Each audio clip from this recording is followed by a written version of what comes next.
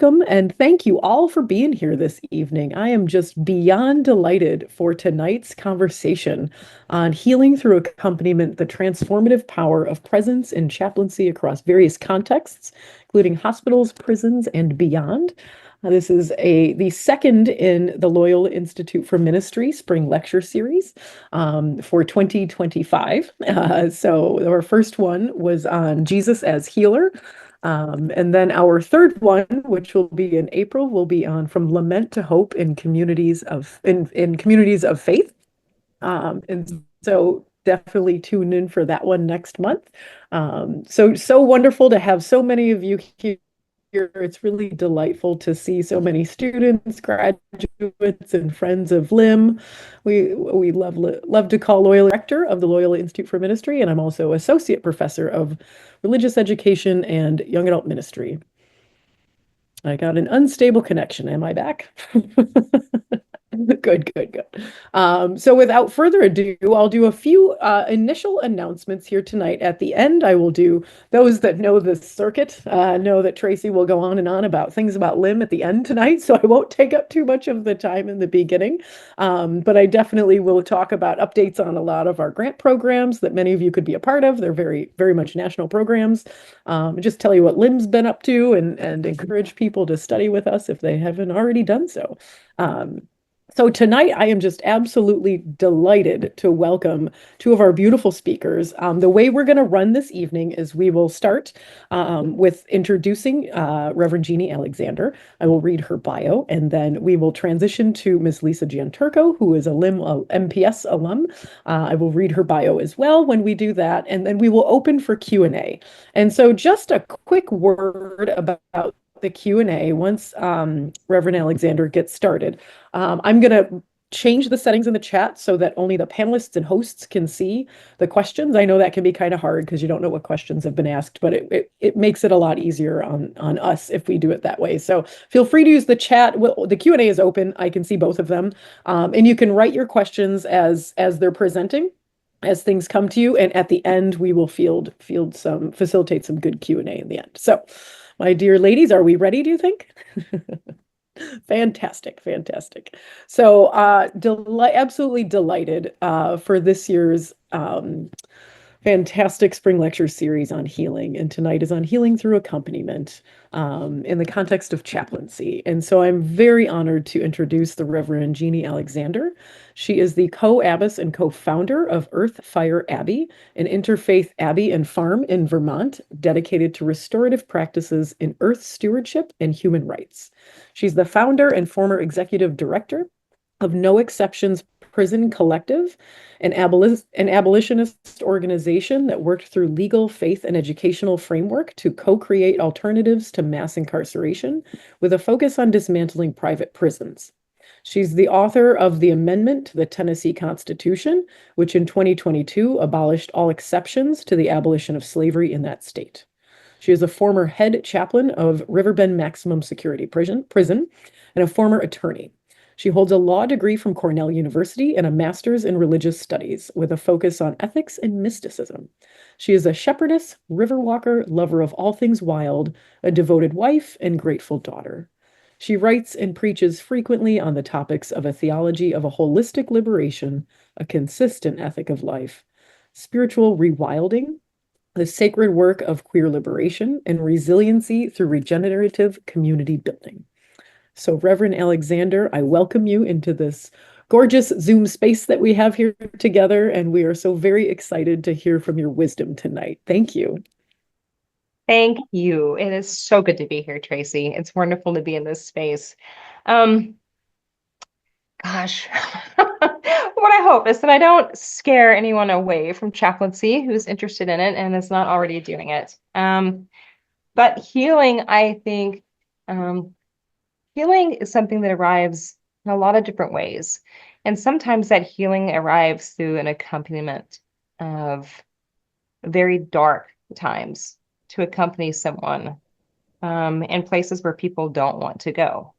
And that is physical accompaniment and spiritual accompaniment. And so my part of this discussion and conversation tonight is the prisons and beyond part. And so I've got notes. Usually if I am working with folks in person, I don't use them so much, but I'm trying to keep really focused on time. So forgive me if I look down occasionally. So my talk tonight actually ended up having a title. That's not always the case. And it is Between the Body and the Boot, a Theology of Accompaniment. So I think that often when we think about chaplains, we think about institutions, right? And that is certainly true. That's how I always thought about chaplaincy from the moment I actually began thinking about it. In my past life, I was a lawyer, and I had no idea that God was going to take me on the wild ride of ministry and chaplaincy, much less that I would say yes when called. But yes, so we often think about chaplains located in institutions. But I am here, I think, tonight to bear witness to a slightly different path, even though prison is certainly an institution, and we will talk about that. I feel that I have been called to bear witness over the past 18 years of my ordination to things, to experiences that often, thinking about Job, has left me with my hand covering my mouth. And so I will say that my journey in chaplaincy and in ministry began after leaving the practice of law, going to a Catholic worker house and in grad school. And in that Catholic worker house, I learned that church is 7 days a week, that it is the body, that we are the body. It is certainly not the buildings. It's not necessarily all the organizations and the institutions, although it is that for sure. But for me, church became something that happened 7 days a week. I'll never forget once when I was in the Catholic worker house was the Open Door community. And it was a Protestant Catholic worker house. And having service, having communion once in a half burned out crack house, because you go where people are, you accompany people where they are. My accompaniment has meant sometimes standing with someone who was barred from access to a church because he was homeless, and the church had armed guards, and he desperately wanted to be in church and wasn't permitted. And this is someone who I had been working with for months. At that point, I was doing street chaplaincy, working in homeless encampments. And a vivid memory I have with him is that day in front of the church, he was begging for baptism. And I had a water bottle in my backpack. And so that's what we did in front of a church that wouldn't let him in with a water bottle that had been in my backpack. I think about chaplaincy sometimes in some of these areas is healing, but it's really painful healing sometimes. And it calls us into these spaces we didn't expect to be. I think about Danny. I think about an encampment in Nashville. And it was a homeless encampment where people learned that they could receive actual help and assistance. As people knew where to find you. And so you could obtain services. And so a lot of people started coming to this camp. And Danny came from Memphis to Nashville. And Danny struggled with a dual diagnosis with addiction and severe and persistent mental health issues. And I came to the camp one morning, and it was kind of in an uproar. And the police had just left, and the fire department had just left because Danny had passed out and fallen asleep into a fire and died. And his campmates were, as you would imagine, where you're called into as a chaplain and as clergy, often we're called into spaces where people are broken and are hurting. And so that day, my chaplaincy looked like standing with Danny's campmates and picking up, carefully collecting charred remains that were left behind, bits of Danny, um, on the bottle to pray over and to bury.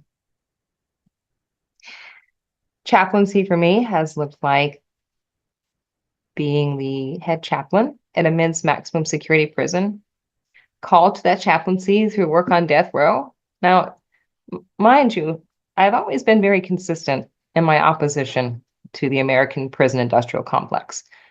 It is created to break people, to destroy lives.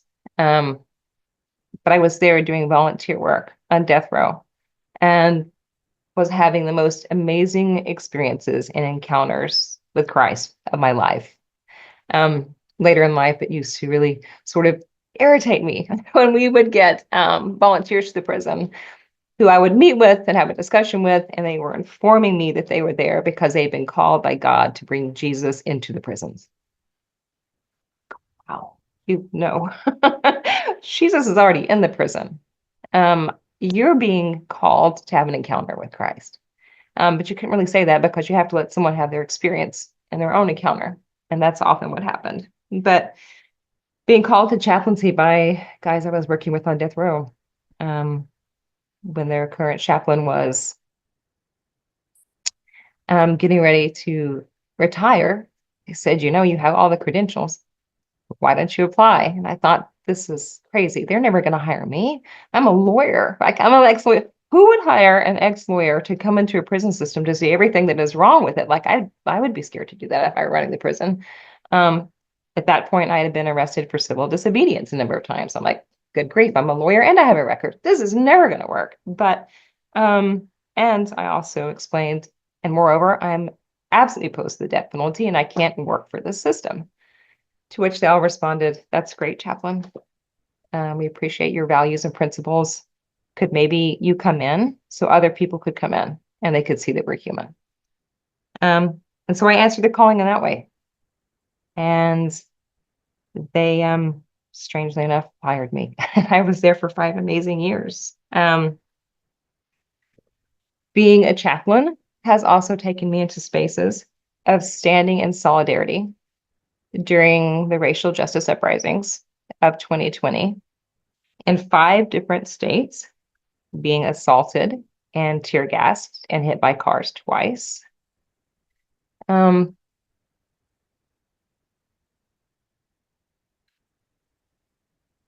Being a chaplain has called me to prepare people who reached out, people who often don't want clergy near them, people who have learned through hard experience not to trust the church, but still deeply feel that longing for God, even if sometimes they have the words for it, who reach out for chaplaincy, who reach out for pastoral care. And so in working with some of those communities, chaplaincy has called me to stand beside people in state legislatures and help prepare them in front of committees to speak about the fact that they were raped in prison for years. That chaplaincy, that accompaniment was holding someone's hand who was struggling to be brave, who was terrified. That sort of chaplaincy that has called me into political halls, has called me to also stand up and stand beside queer and trans kids by their parents who were terrified for the safety and the future of their children, who were crying in front of legislators, begging for people to wake up, to stop targeting them before it was too late. Chaplaincy has called me to be with people who I know are going to die. Being with people knowing that you can't save them, because that is not your job. Being present during the death is, and standing with and witnessing. So that's, I once had the audacity to pray, God, make my faith, make me uncomfortable. And I learned to be careful what I pray for because it has certainly made me very uncomfortable at times. So my understanding of Christ it doesn't come through my academic background so much. It doesn't come through necessarily my concrete church experiences. It comes through my experiences of being called into a world um, and chasing a Christ who sometimes is very wild to me, that takes me to places that I never expected to go and calls me to witness things that sometimes I think people should never have to see. So that's how I am where I am today. And I talk about being between the body and the boot, because being between the body and the boot is where we may well find ourselves when we take an encounter with Jesus of Nazareth seriously. My lived experience is that my job has been to place myself between the body of another and the heel of a boot that would crush that body. But I don't think that's all that accompaniment is. I think we have to understand why we do this. I needed to understand at a deeper level why I was called to that. Why would we place ourselves between a body and a boot? And I reached part of my understanding through that and being able to answer a question that was put to me once. And that was, who do you serve? Like really understanding that. Who do you serve? Because as chaplains, as clergy, we are often within institutions working and serving institutions. And that question was posed to me by a warden in a prison because I was constantly agitating to bring more volunteers in. You see, that's the only way that people realize that prisons they don't hold monsters back, keeping us safe, that the prison system itself is the monster, right? So I was constantly bringing new volunteers in, creating programs. And so finally, a warden asked me one day, he said, who do you serve, chaplain? And I looked at him and I said, I serve God. And he said, no, chaplain, you serve the Department of Correction in the state of Tennessee. And I said, no, warden, I serve God, hopefully through my work within that institution. And so that understanding for me was that I would often be in conflict, that healing takes place in zones of conflict, that accompaniment certainly takes place in zones of conflict, that encounters with a living Christ take place within these zones of conflict. And I believe that to heal through accompaniment also is to practice the act of compassion, right? It's not just this action of being in a legislature or being in an encampment or being run over by a car at a demonstration. It is not that cacophony of that loudness all the time. It is the quietness. It is a simple connection. It's those moments of true lived compassion. And I think about compassion in the way that Henri Nouwen did. And that is to go where it hurts, into the pain, into the brokenness. Quote, it's full immersion in the condition of being human. Whole compassion is to be willing to fully immerse yourself in the condition of being human and to be with others in that place. And so for me, being willing to be active in a ministry of between the body and the boot is the result of proximity. It is the result of suffering with someone. I think that we only care about people. We only care about how someone is affected, never through data, never through statistics, but through proximity. And that has been my lived experience. And we accompany through proximity. So I want to tell you about, and I am trying to keep an eye on time.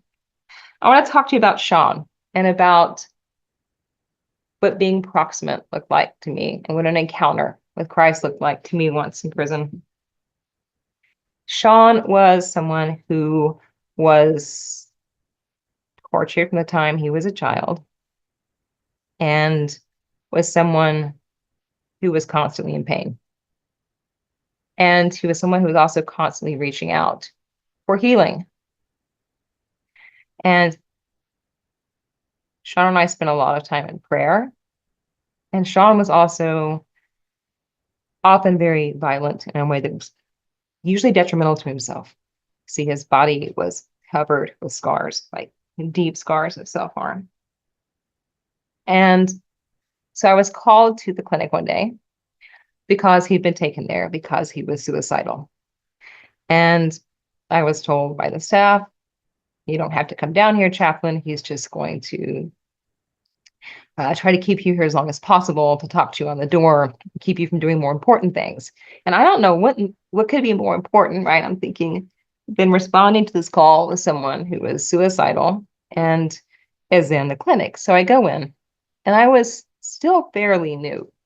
I'd only been there about 6 months. And it was at that moment that I understood that when someone is reaching out in that way within that prison, and this is fairly true within other prisons that I had encountered, that you were punished for things like suicidal ideation because they required extra care and required extra attention. And so when I got there, Sean was in a very cold cell and he was naked. He had no clothes on.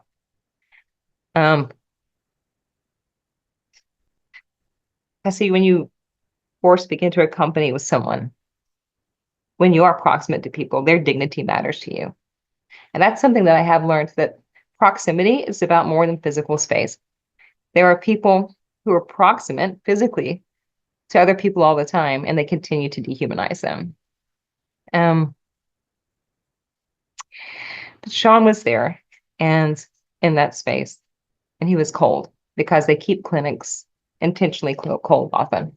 So they aren't comfortable to be in. And I knew that he was supposed to have a blanket. It's a kind of blanket that has Velcro on it. But they had left him without.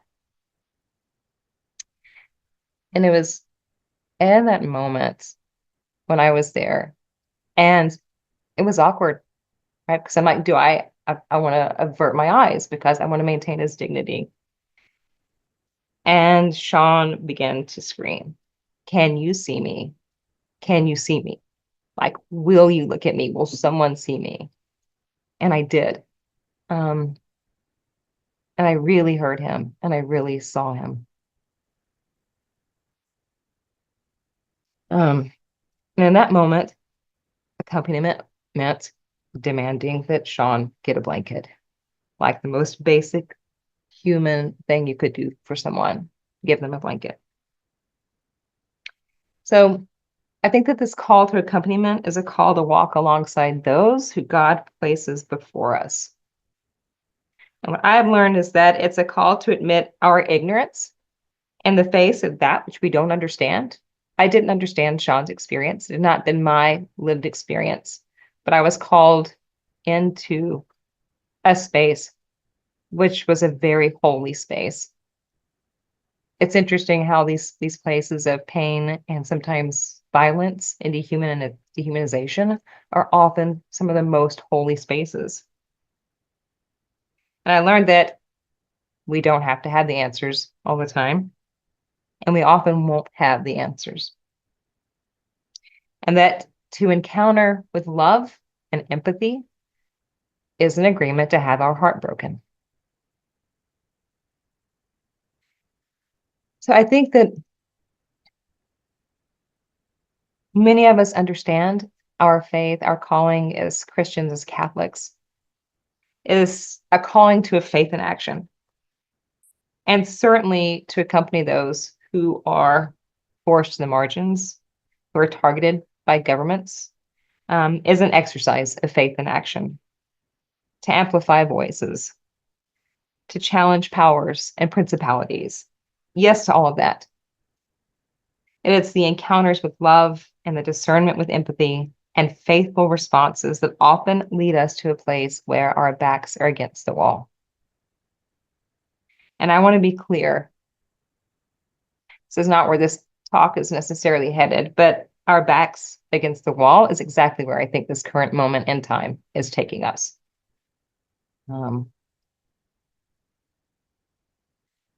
But again, if we only stay in the cacophony if we only stay in that heat of the back is against the wall, standing with people in conflict and being immersed in that, we can fail to hear, we can fail to see.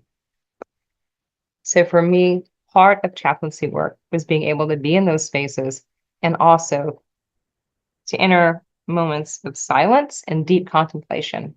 It's what my former spiritual director, Father Tom Francis, used to tell me, is that tension sometimes between praxis and contemplation, the practice and then the contemplation that will hold you. And when I think about this, I think about my experience in an encampment where at the time, the authorities were going to close the encampment. This is the one I talked to you about before with Danny. And again, trying to stop that from happening, getting so involved in political upheavals and trying to protect people and trying to stand with people. And then there was Linda in the middle of this encampment. And she was about 5'3", 5'4". And I will tell you Linda's background story, once I finally learned it, was one of the worst things I've ever heard in my life. And she was fairly feral. She was living in the forest. And I was trying to help her. So I was constantly frustrated because I was constantly bringing social workers out to meet with her, and I was trying to connect her with different programs, and I was trying to get her into housing. And she wasn't even in a position where she could speak to me. She would run, she didn't want to deal with people, and I would get so frustrated because, right, I'm just trying to be the expert. I'm trying to help you. I'm trying to bring something to you. And I was sitting on a large rock in the middle of a forest in this encampment one day, and I felt a hand touch my hand. And it was Linda, who I had been myself unwittingly traumatizing for so long by insisting that I could help her if she could just get into the right program and if she would just speak to me. And it took that moment, an amazing courage on her part. And we just sat there. And I didn't try to do anything for her. I didn't get out my phone and try to call anybody. We just sat. And after that, it took a number of encounters with her more. And my being able to see my failure prior to that, and not seeing and encountering Christ in Linda, but instead mistakenly thinking that Linda was a cause or a project.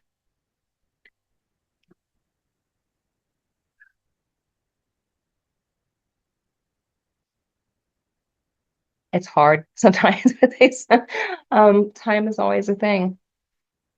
But with accompaniment, I've learned is certainly accountability and the complications and the requirements of layers of accountability. I think back once more to an encounter, again, another encounter with Christ, where I got it wrong at first. I was at the Catholic worker house. There was a knock on the door. It was on a day when the house was closed. I think that was like on a Monday. And we didn't offer hospitality. It was a day of rest. It was Sabbath. I understood that. I was on house duty. And I opened the door, and there was an elderly gentleman there whose shoes were falling apart. And he said that he was sent to the house because people there would help him. So I'm thinking about accountability. I'm thinking about compassion. I'm thinking about accompaniment. Like, what am I supposed to do? Because the house rule is not to engage with this person, to say, I'm sorry, come back another day. So I did. And he reminded me, no, my shoes are falling apart. Like, I really need help. I don't know where else to go. And I had this just burning sense inside. Like, I knew what I needed to do, and there was no one around. So I got the shoes. I was putting the shoes on. And at about that time, he looked up and could see beyond me into our large kitchen space. And there was fruit on the table. And he said, one more thing before I go. There are bananas. Could I have a banana? And at that moment, I'm thinking, what is going on here? Like, like seriously, like having this mystical moment. I'm like, I'm like, I'm encountering Christ. Like something is happening in this moment. And I said, well, again, we're not extending hospitality. He's like, but I can see it. I can see the banana. He's like, I'm just really hungry. Can I have that? And I said, I'll be right back. And I began to turn around and walk to the kitchen behind me. And one of the longtime residents came down and she saw me. She said, what are you doing? And I said, I'm just getting a banana. And she's like, no. She said, we have house rules for a reason. Um, like, you don't understand. You're new here. You are not going to give him the banana. And I had the banana. I'm standing there and he's in the doorway. And I am being told the house has rules. You have to be accountable. We don't do this. And I turned and I put the banana, I took it back to the kitchen. I set it down and I told um, the man in the doorway that I was sorry I could not help him.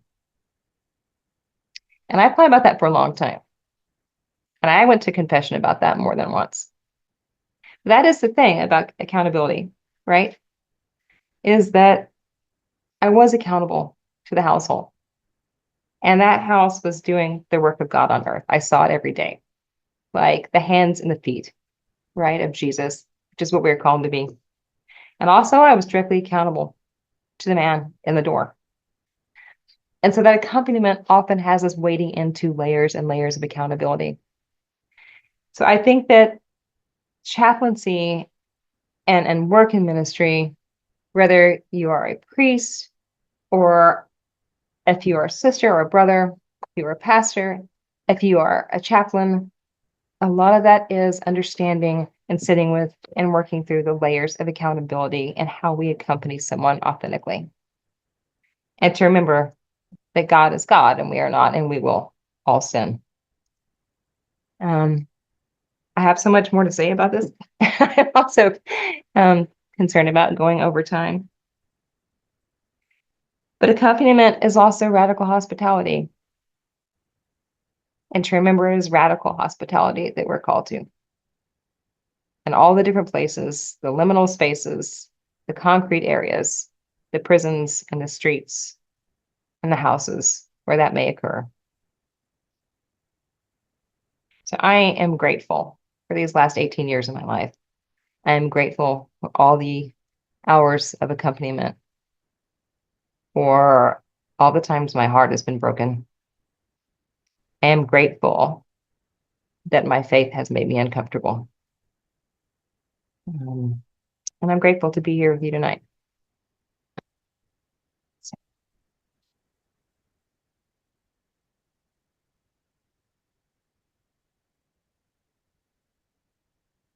You're muted, Tracey.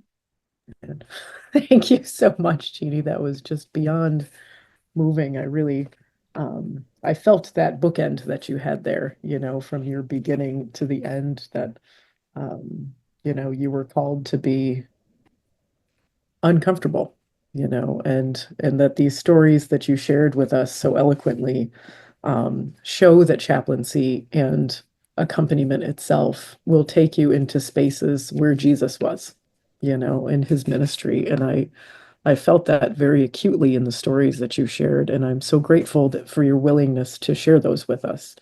Um, I'm in the middle of reading Father Craig Boyle's Cherished Belonging, and I can only help but hear so much of his when you talk about going into the pain and the brokenness. He has so much to say about that with his experience as well. And so that really hit home for me in what I've been reading as well. But there's just so much wisdom in what you've shared. The story about the banana, I can only imagine. I felt it. I felt what you said, that you almost being haunted by it, going to confession, but also just trying to be the complexity of accountability is real, very, very real. So I'm just deeply grateful for your wisdom and your offering to share all of your experiences with us tonight.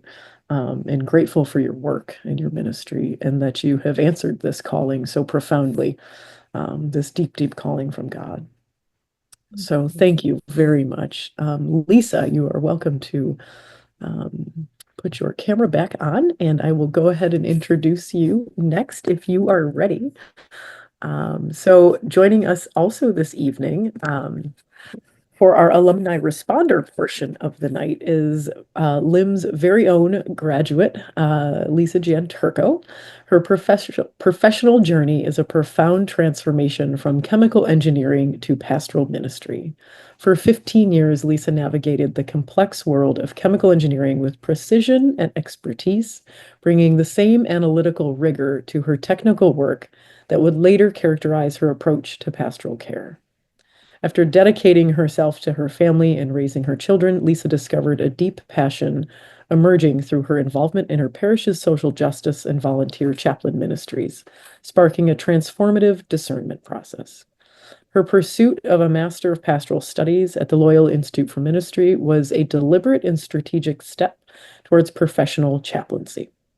By working towards certification with the National Association for Catholic Chaplains, Lisa is answering a profound vocational call, translating her life experience into compassionate, structured spiritual support for those in need.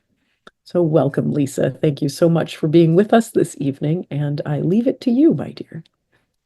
Thank you, Tracey. It's wonderful to be here to share my experiences being a hospital chaplain. And thank you so much for inviting me. Jeannie, thank you as well. Thank you for sharing some of your experiences as a prison system chaplain and a chaplain in the streets.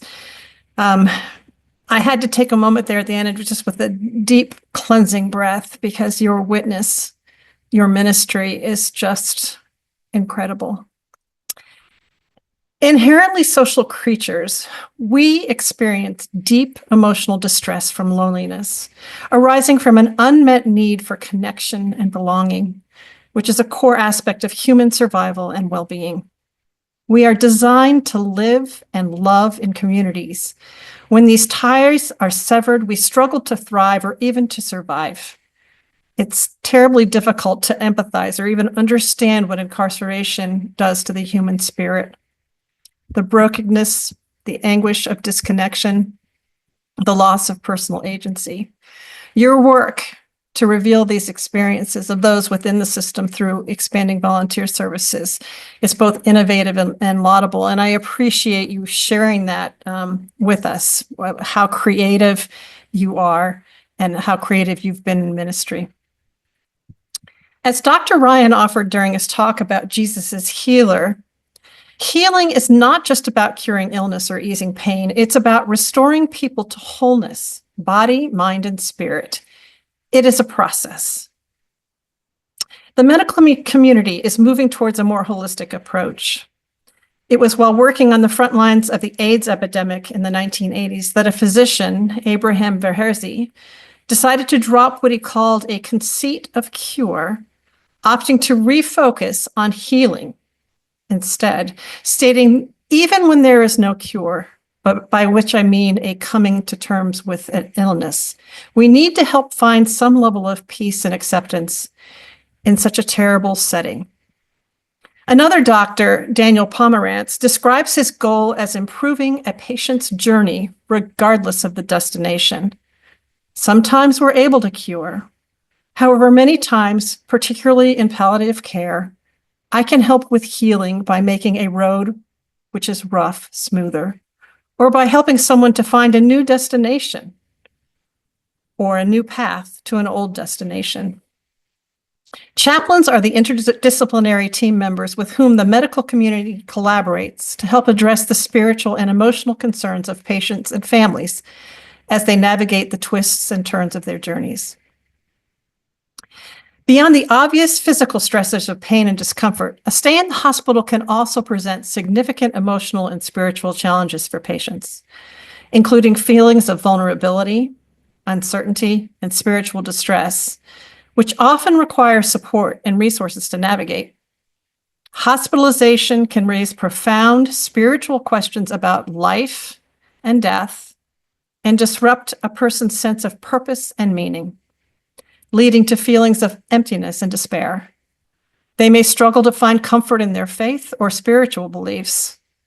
The stress of this experience, plus the toll from the illness and treatment, can lead to anxiety and fear regarding the unknown and the potential for a poor outcome. Patients may feel a loss of control over their health and bodies, leading to feelings of powerlessness. As patients are separated from their usual routine and support systems, the unfamiliar environment of a hospital can be isolating. These are some of the issues that chaplains help people to address. We don't offer therapeutic care. When patients present with mental issues, they're referred to medical providers. But we offer care in being. Occasionally in the hospital, there are moments of celebration and thanksgiving. The vast majority of those moments, however, are encounters with loneliness, uncertainty, fear, even desperation, crisis, and death. We hospital chaplains provide care to patients, family, and to staff. And in fact, during COVID-19, it was the staff who needed the most support. Staff was stretched so thin that within our hospital system, the only volunteers that they allowed into the hospital during COVID were 4 of us chaplain volunteers. All other volunteers were disallowed from the hospital.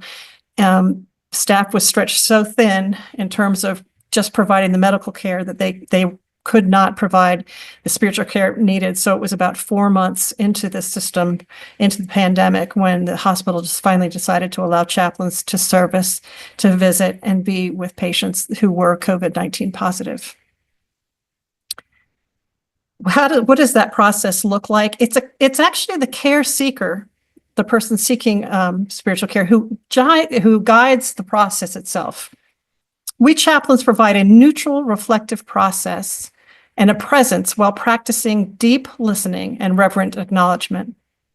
We offer spiritual and emotional guidance on how to navigate difficult moments in the process and to how to find meaning and purpose without imposing our personal beliefs and practices.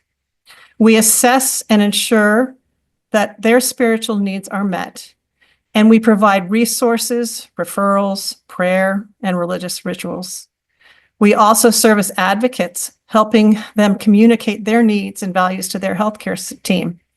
And within the healthcare team arena, we can also provide specific inputs to the team, specifically about how their practice can be modified to address those concerns. We assist our care seekers with finding answers, their way to healing, their way back to their spiritual center. In ministry, I reach out and meet that person where they are, not only physically, but emotionally and spiritually, and I be with them. As a Christian, I'm responding to the call to be Christ, specifically the eyes and ears of Christ, seeking a relationship or connection that recognizes and honors Christ or God in others. This is a ministry of accompaniment or one of presence. Chaplaincy is not a passive endeavor. As Jeannie kind of referred to earlier, we must check our egos at the door and open our hearts and minds to God. I personally find it helpful to pursue inspiration first. I make a quick prayer to the Holy Spirit who animates, and literally inspiration, a few deep intentional breaths. We make ourselves fully present and available, genuine and real in our interactions. Without judgment, we recognize their dignity and value. We strive to understand their experiences and feelings from their perspective through a hermeneutic of wonder. I have to tip my hat to Dr. Ryan again. I offered this one observation to one of my fellow clinical pastoral education supervisors in response to her suggesting that we use a hermeneutic of suspicion. No, I said, we need a hermeneutic of wonder. I wonder what they're feeling. I wonder what's happening to them at home. I wonder what they're struggling with. We bring community to them. If we are successful, we can provide the space for reflection and processing. We are empathizing and validating. We are listening and reflecting. We are seeing and hearing them, and they know they are being seen and heard. We are being with, not doing. This is the radical hospitality which Christ commands, to actively and intentionally welcome others, especially those who are marginalized or in need, to recognize Christ in every person. And this is how I put my faith into action. I am preaching the gospel, and if necessary, using words sparingly, never proselytizing. I have been, and I'm continually formed through these experiences, especially with the diverse groups of people and the different perspectives they bring to me. As someone in a more privileged socioeconomic position, these encounters of friendship, guidance, and authenticity have provided me a very specific way or mode of being in solidarity with those who are marginalized, who are living in those liminal spaces of our world. We have opportunities to grow and expand our ministry, our connections, and to offer our healing presence and accompaniment to others. And I say that because I think, while I have this profound personal call to be a chaplain, that there are ways that being a lay Roman Catholic chaplain and working with church could be developed and improved. And I think this relationship between lay chaplains and the Roman Catholic clergy needs to be examined, and some more work needs to be done on how we accomplish our mission together. My experience is that most priests wish to limit their pastoral care to delivery of sacraments and are much less likely to spend time being with care seekers. In my diocese, there's no coordination of ministry with a bishop or any other cleric. In fact, it's a catch as catch can. Many Catholics seeking care in our hospitals decline their requests for a visit from a priest once the chaplain has visited with them. In many, many cases, the vast majority, all they're looking for is connection, although their first request is for a priest. We need to find a better way to deliver care to our people. Being female, of course, adds to this disconnect. This fragmentation of ministry capability is confusing and perplexing to our fellow Christian brothers and sisters. I apologize that my puppy is barking at something. Hopefully she can keep it down. I hoped that there could be a breakthrough in discussions as a result of the synod. I'm still prayerfully hoping out that we can move forward and that the Spirit will move the church, the institution forward on this. But I am tiring of having to justify or rationalize my continued adherence to our traditions and to dance that very special dance between being someone who can offer sacraments and yet being a sacramental presence to them. Needs across our communities do continue to grow for this connection for community, especially since the pandemic. Over 20% of respondents to a survey conducted through YouGov in May of last year reported serious suffering of loneliness, both social and emotional and existential loneliness, and over 20% of the respondents said that they were feeling that. The U.S. Surgeon General 2023 report on our epidemic of loneliness and isolation provides information and insight into the healing effects of social connection and community.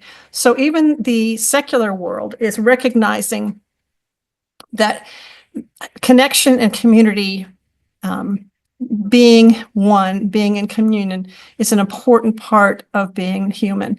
And interestingly enough, I did check, and as of 6:45 p.m. this evening, this particular report is still up on their website.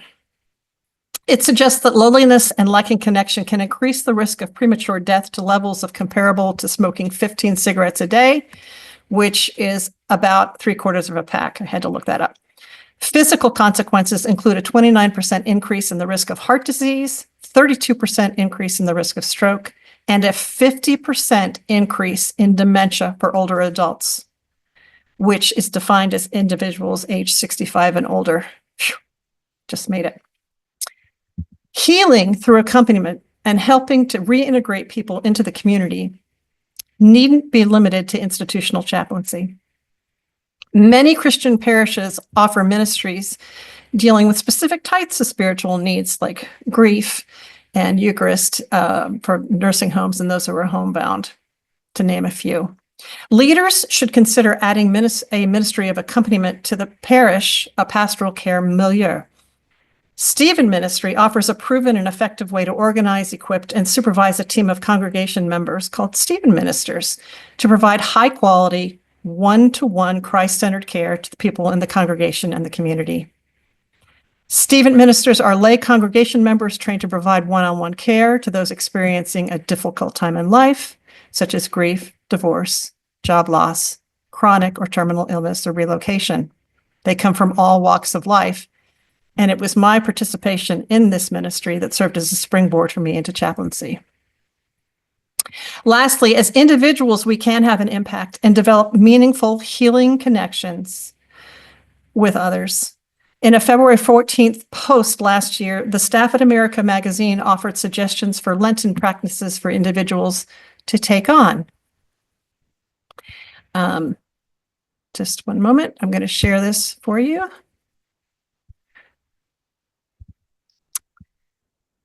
These in particular stood out to me. Give me a moment. I need to share this slide. Okay.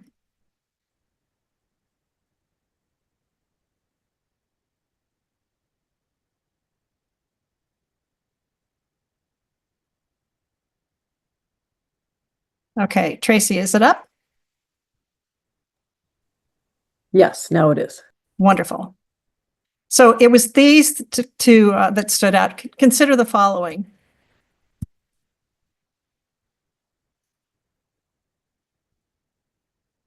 Reaching out. Reach out to a friend, a colleague, a past colleague, or a family member each day to say hi, and I'm thinking of you. And it has to be 40 different people. Maybe it's someone you don't talk to often, or someone you want to forgive, or just a friend that you haven't invested much time in recently. Express gratitude. Tell people that you're grateful. Yikes. All right. Am I still sharing? Yes. Okay, I apologize. A little technical difficulty here. Tell people you're grateful. This one particular contributor said, I'm texting 40 people, one each day, to let them know I'm grateful for them. Just a quick message in the morning before I head out the door. And bonus, if you're brave, blindly scroll through your contact list and let the Spirit decide. Say good morning. Look, you don't have to give money to everybody, but saying good morning is free, and it reminds you and them that we all have God-given dignity. Say a silent prayer for that person, wherever their journey takes them. And from James Martin, one of my favorite Jesuits, be kind. Look, we all sometimes feel that we have the right to be mean. For Lent, leaning into kindness can be the start of a whole new life. Being kind isn't all of the Christian life, but it's a big part.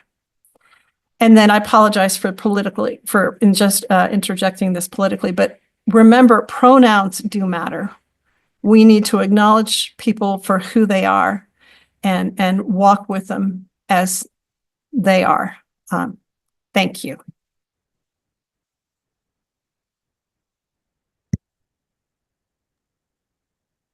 Lisa, thank you so much. That was really, I loved your tips in the end too. That was really powerful. I also really love the idea of just scrolling and then like picking someone that it comes up. I actually envision myself doing that tomorrow. Well, my mother said to me, she said to me, I haven't gotten my text yet. And I was like, Mom, that's a suggestion. It's not something that I have necessarily signed on to do this Lent. Right. Doing our best. I just thought the overlap between your two talks were just really powerful in just being that what it means to be, we talk I don't know, whoever we is, people talk a lot about ministry of presence, but they don't always go into what it is, what it needs to be. And both of you called to mind the incredible value of compassion, empathy. You talked about turning to wonder, Lisa, and or the hermeneutic of wonder, um, but dignity. The powerful understanding of human dignity. Jeannie, getting a blanket, for someone who has no clothing on and is likely terrified or concerned in so many ways or in crisis.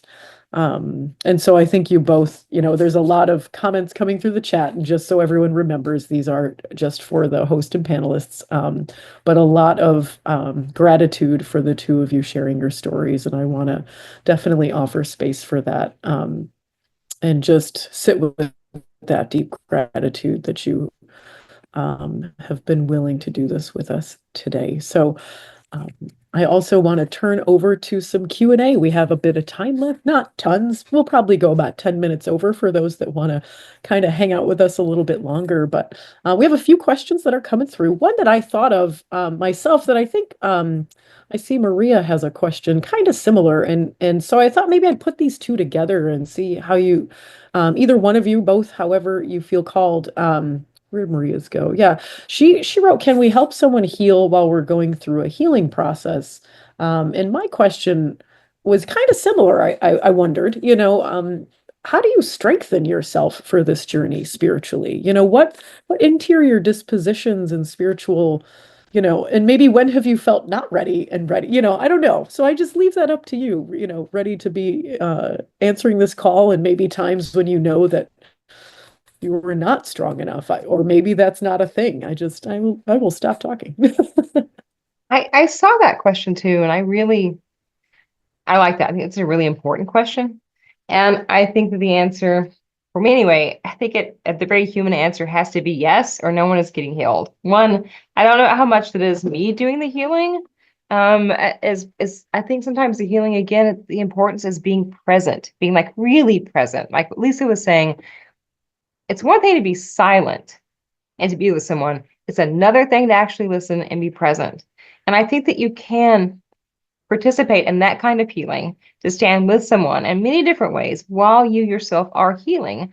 Because I think as we are proximate to things that are, look, we live in a harmful, violent, toxic environment. I'm not even talking about prison. I'm talking about where we are right now. Like I am very suspicious of anyone in this moment who is not being deeply impacted by this. Like, I know that I definitely need healing myself every day. And I think as someone who is called to ministry, that you do have to learn how do you do that, right? There are times when I know that I've done it well, and times when I know that I am not doing it well. And I think that, again, going back to accountability, for me, it's very helpful to have people around me who I trust, who can say to me, Jeannie, like, you aren't handling this well right now. Let's talk about what you really need. I think that my being able to hear someone say something about myself and not hearing someone who is sharing, you know what I'm saying? That being present, to being vulnerable enough to be present to myself when I know that I need the healing and I need to be aware of that. But I think that, yes, I think it's both all the time. Yeah, I would add that I'm actually going to start my residency this fall in clinical pastoral education. It's a full year program. I'll get 3 additional units of education. Part of the chaplain formal education, in order to check all of the boxes, requires this in-hospital training. A large part of that is self-reflection and receiving feedback from others. Every program, I've done 2 units already. Self-care is a huge component of that. And I think that's what we're talking about. The first thing we have to realize is we too are broken. I'm imprinted by every traumatic experience that people go through. I'm imprinted in a different way, but we all carry away the trauma and the hurt from those that we are with, if you're truly with them. I can tell you in my experiences in terms of being with people, I I can get phone calls, I can get texts and all this, and I don't even hear it. That's this connection that Jeannie was talking about. It's a one-on-one. Everything really fades away, and you're there fully present, and people recognize that, and you recognize it as well. But we are all broken, and so yes, we have to be present. Part of us helping others to heal is recognizing that we need healing as well. And I agree with you, Jeannie. My own process. I have spiritual practices that I do offline consistently. This is going to sound funny and kind of new agey, but I practice yoga 3 times a week. That helps me not only do breath work and breathing, inspiration. That's a very fundamental thing that we forget to do a lot of times. That work, as well as the meditation work and the asanas, which provide me the ability to physically connect, is extremely important to me. And also, I intentionally sit down and talk with other chaplains during, afterwards about my experiences and kind of process what's going on. In my work, we're very lucky in that, yes, there are needs and that need to be attended to at all times. We get pages, we get consult requests, but we are empowered to say, "I'm sorry, I can't do that right now," and to stop and take a breath. And that is so liberating. That is so very liberating to be able to say, "I'm sorry, I just can't respond to that right now." And so I think it's one calling one. It's wonderful to have that liberty and that freedom within that work experience to recognize that we can say, "Help! I can't do this right now." Thank you both so much.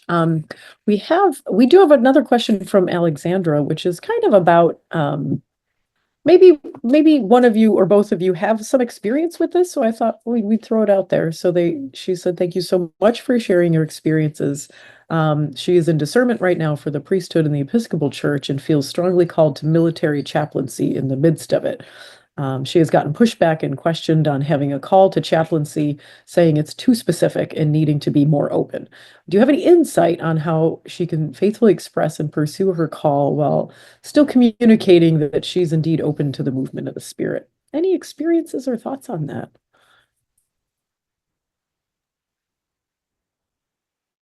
Lisa, you want to go first? I suspect we both have an answer to that. Yeah, I guess I don't see it limiting. I don't, I guess, can you restate what she said?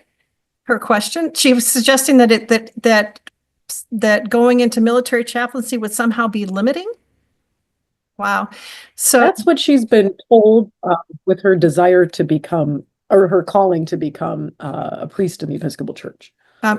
you know, I would push back on that heavily. Being in the military, just being a human being in and of itself has enough stresses. Being in the military and the stresses that they face within their families, within deployments, within having to work in such a defined structure. If anything, I would think that she is jumping right into those who really require support, spiritual and emotional support. And in fact, I would say she's running into the fire. She is going to a population that really needs help and support. So if anything, I'd say she is, taking her priesthood and her calling to those who really, really need it. And in reality are marginalized within our own society. They're marginal. There's been histories of marginalization in society, and certainly, not to get political again, but with what's going on now politically, in terms of they're being marginalized through reducing their access to healthcare and benefits and stuff like that. So I would say, no, absolutely not. That's a population, that's a group of people who need help, who need support. And so I'd say go for it. Yeah. No, Lisa, first of all, I am enjoying being with you so much on this. Like I hear you and you're like, I apologize for being political. Proximity is political. I think the gospel is political. I think you're good. Here's what I would say is I agree with you. I think I would definitely push back on that. Like, who is to tell you that is limiting? Like, trust that call. Like, we talked a little bit before we started, sort of about how I ended up where I am. And like I went through something similar, like fighting with myself, like trying to discern, do you really have a calling for that? Like, do you really have a calling for pastoral ministry, and having and sort of getting that pushback? Well, there are other ways to experience this. You could join an order. Well, at 34, the grand old age of 34, I was told I was too old to become a maryknoll, right? I was told, like, so, and I'm like, knowing what that call was that eventually led me to that, like, I think she should trust her intuition. Like, if she is like really discerning this, particularly if she has someone who she can trust as a good spiritual advisor, someone to walk with her through this experience, no, I think she should trust and follow the Holy Spirit in her heart. And I definitely don't think this will be a limiting experience. If anything else, it will open doors for her and enrich her life, I think, in many ways, very challenging ways. Follow your heart, as Jeannie said, follow the Spirit. You can't go wrong following and listening to God and doing what you feel called to do. Remember that. That's very, very true. Lisa, I also want to just thank you for naming Stephen Ministries. I had a student who wrote about that a while ago, and I had forgotten that that was a ministry in churches that is not, well, like I forgot, it's not well known. So I think naming that was super important. And it's like it calls to mind the conversations I have in people in church ministry in particular about mental health. You know, there's a stigma around it. There's not a lot of conversation in our faith communities about mental health. And it's the same with chaplaincy. There just isn't a lot of awareness and conversation about it, you know, and it also often, you know, Jeannie, I have to connect you with a graduate of ours. Her name's Jennifer, and she is also a lawyer and a prison chaplain.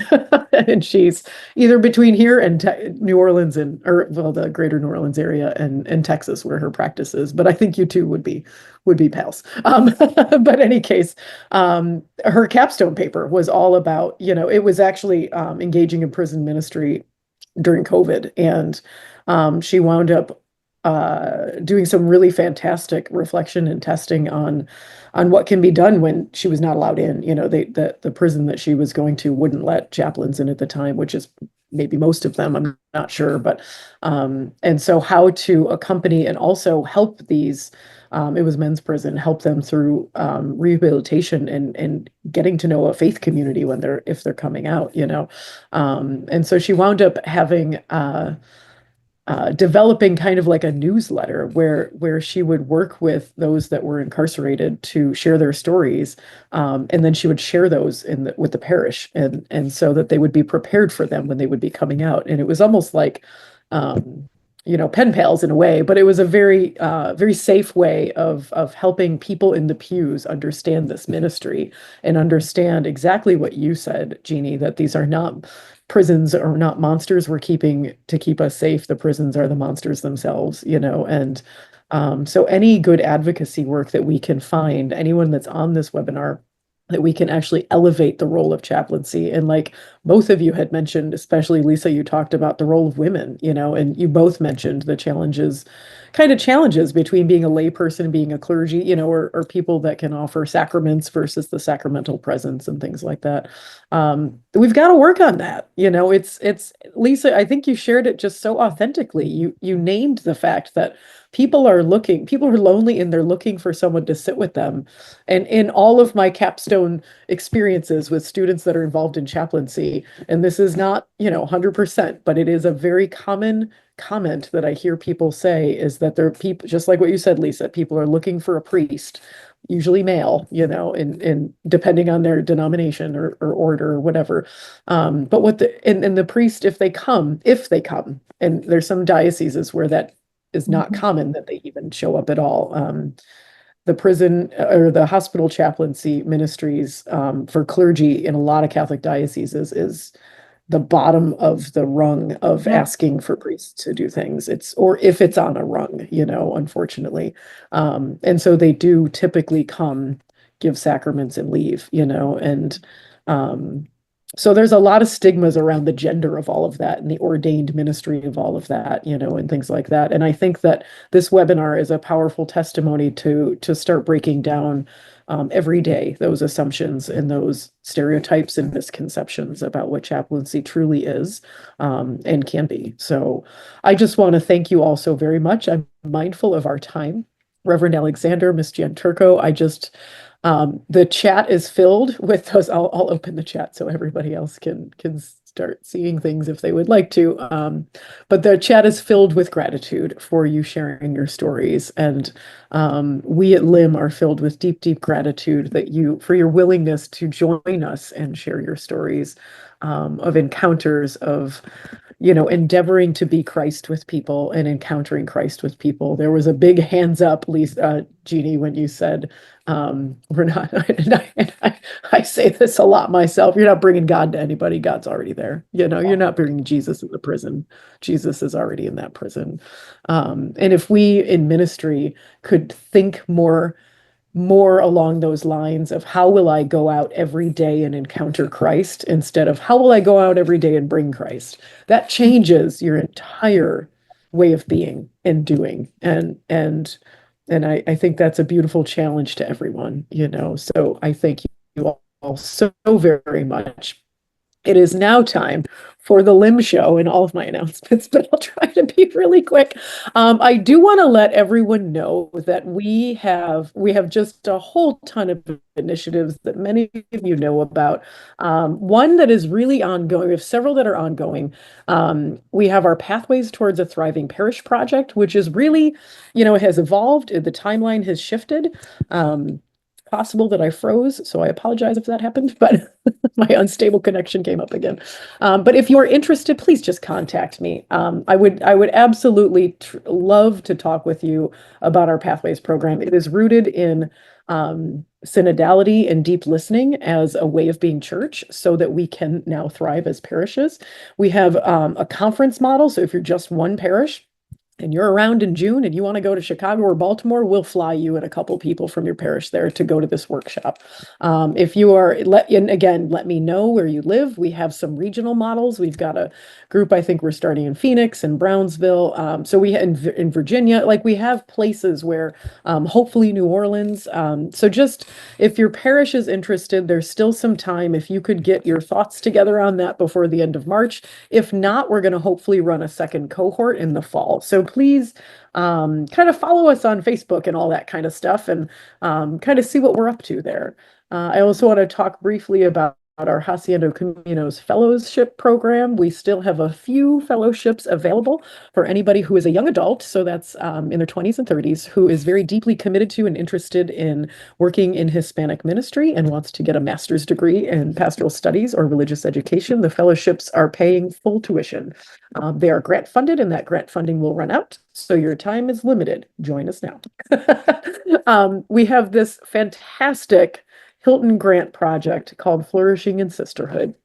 And if you want to hear a testimonies, 30 testimonies of women religious and their calling to serve God and what brought them there and their stories, I cannot encourage you enough to listen to the podcasts that our team, Miko and Claire, have developed, and Layla. Fantastic, amazing stories with these women. And if you want to learn more about studying with us, if you are not a student or a graduate, which some of you on here are, please click to learn more about our studies. We have certificates and master's degrees. And in April, we are going to have an information session. We actually have one tomorrow night. If you want to join that one, I don't have the link on me right now because I apparently was not prepared for that. But email me if you want to join. Oh, tomorrow night. What am I saying? Monday night. Late Monday night. It's kind of for our West Coast folks. But if you want to join that info session, you let me know. Otherwise, you can go to our website and you can click on information sessions and join us in April. So last announcement is this. I want to definitely tell you all about the upcoming, let me put some more things here. The next spring lecture series. Lecture in this series is going to be on April 10th at 7 p.m. It's called From Lament to Hope in Communities of Faith with Dr. Elsie Miranda and Miss Veronica Carter, our Lim grad. So please join us then. If you forgot, if you are not sure if you registered, just click on that link there and re-register yourselves for April. It won't do any harm to do it twice if you don't know that you've already done that. And then lastly, this is a big question we get from folks. This is recorded, and yes, you can access it. So it will always be on our Spring Lecture Series website, but it will always permanently be on our YouTube website. We have a little playlist called Spring Lecture Series. You can see all of them there. So give it a few days, probably by Monday or Tuesday, we'll have this formatted and put up. This particular one will be on our websites. So I just want to thank you all again, and I want to thank all of our participants for joining us here, and please spread the amazing work that is the ministry of chaplaincy to all of your faith communities, to all the people that you know, because this is another area in ministry that is just beyond profound and powerful and transformative and necessary and needed in our communities. And I just am not sure enough people know about this and the great work women like you are doing. So thank you, Reverend Alexander and Miss Gianturco. Thank you so much for joining us this evening. And may God bless you in all of your ministries. Thank you for having us. Yes, thank you.